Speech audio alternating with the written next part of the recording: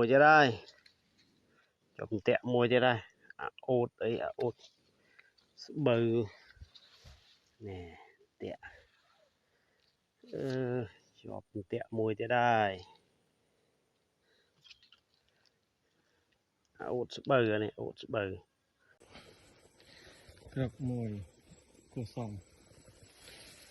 này lăng trắng sao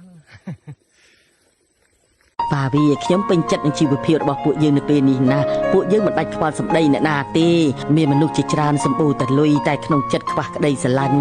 ខ្ញុំវិញអ្វីក៏មិនខ្វះពេលនេះគឺល្អបំផុត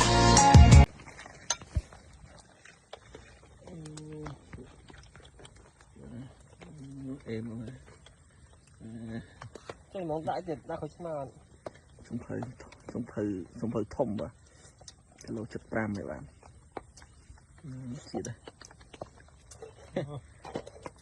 ជាតិប៉ុណ្ណឹងហើយចដោអត់មានខាំបន្តិចអេម